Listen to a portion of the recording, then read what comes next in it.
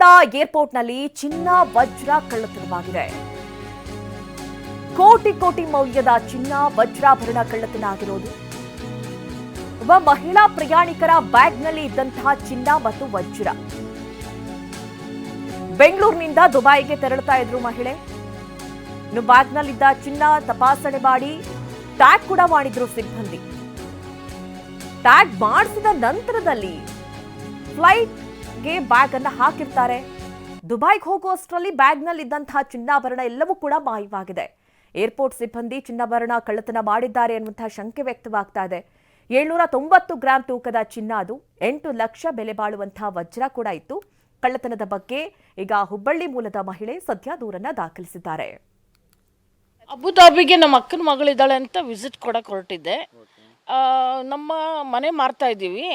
So ಅದಕ್ಕೋಸ್ಕರ ನಾನು ಒಡವೆನೆಲ್ಲ ತೊಗೊಂಡು ನನ್ನ ಮಗನ ಕೈಲಿ ಕೊಡಬೇಕು. ನನ್ನ ಚಿಕ್ಕ ಮಗನ ಮದುವೆ ಮಾಡಬೇಕಾಗಿತ್ತು. ಅದಕ್ಕೆ ಅಂತ ತೊಗೊಂಡು ಹೊರಟಿದ್ದೆ. ಲಾಸ್ಟಿಗೆ ಏನಾಯಿತು, ನನಗೆ ಸ್ವಲ್ಪ ಗಿಡಿನೆಸ್ ಬಂತು. ನಾನು ಡಯಾಬಿಟಿಕ್ ಪೇಷಂಟ್ ಇದ್ದೀನಿ. ಸೊ ಇನ್ನು ಅದನ್ನು ಜಕ್ಕೊಂತ ಹೋದರೆ ನನಗೆ ಟಯರ್ಡ್ ಆಗುತ್ತೆ, ಬೇಡ ಇದು ಅಂದ್ಬಿಟ್ಟು ಅವ್ರ ಕೈಲಿ ಕೊಟ್ಟೆ. ನಾನು ಚೆಕ್ಕಿನ್ ಬ್ಯಾಗ್ನ ಚೆಕ್ಕಿನ್ ಮಾಡಿದೆ, ಕ್ಯಾಬಿನ್ ಬ್ಯಾಗ್ನ.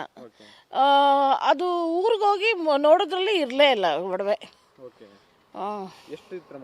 78 ತೊಲ ಇತ್ತು ರೀ. 79 90 ಗ್ರಾಮ್ ಇತ್ತು. ಅದರಲ್ಲಿ ಡೈಮಂಡು ಇತ್ತು, ಆಮೇಲೆ ಬೆಳ್ಳಿ, ದುಡ್ಡು, ಮೆಡಿಸನ್ನು ತೊಗೊಂಡಿದ್ದಾರೆ. ಅದು ಬ್ಯಾಗ್ನಲ್ಲಿ ಏನಾದ್ರು ಇರ್ಬೋದೇನೋ ಅಂತ ತೊಗೊಂಡಿದ್ದಾರೆ. ಅದರಲ್ಲಿ ಮೆಡಿಸನ್ ಇತ್ತು. ನಾವು ಡಯಾಬಿಟಿಕ್ ಪೇಷಂಟ್ ಎಲ್ಲ ತೊಗೊಂಬಿಟ್ಟಿದ್ದಾರೆ ನೋಡ್ರಿ. ಬಂಗಾರ 1.5 ಕೋಟಿಯಿಂದ 2 ಕೋಟಿ ರೀ ಸಮ. ಯಾಕಂದರೆ ಎಲ್ಲ ಆ್ಯಂಟಿಕ್ ಜ್ಯುವೆಲ್ರೀಸ್ ನಾನು ಮಾಡಿಸಿದ್ದು. ಎಲ್ಲ ದಪ್ಪಂದೇ ಟೈಪು ಒಡವೆಗಳು ಮಾಡಿಸಿದ್ದೆ. ಇಲ್ಲಿವರೆಗೂ ಏನಿಲ್ಲ ರೀ. ಪೊಲೀಸ್ ಸ್ಟೇಷನ್ ಕಂಪ್ಲೇಂಟ್ ಕೊಟ್ಟಿದ್ವಿ, ಕೆಂಪೇಗೌಡ ಪೊಲೀಸ್ ಸ್ಟೇಷನ್ಗೆ. ಅವ್ರು ನೋಡ್ತಾ ಇದ್ದಾರೆ. ಇನ್ನು ವಿಡಿಯೋ ಗಿಡ ಎಲ್ಲ ನೋಡ್ಬೇಕು. ಅವ್ರು ಏನು ಮಾಡಿದಾರೋ ಗೊತ್ತಿಲ್ಲ.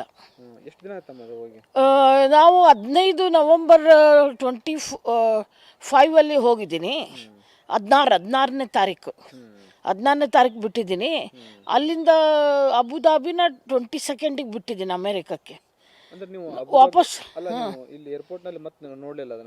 ಇಲ್ಲಿ ನೋಡಕ್ಕಾಗತ್ತೆ. ಇಲ್ಲಿ ಕೊಟ್ವಿ. ಬೆಳಿಗ್ಗೆ ನೋಡಿದ್ದೆ ನಾನು ಅದನ್ನ. ಅಲ್ಲ, ಬೆಂಗಳೂರಲ್ಲಿ ಬೆಳಿಗ್ಗೆ ನೋಡಿದ್ದೆ ಸೂಟ್ ಕೇಸಲ್ಲಿ.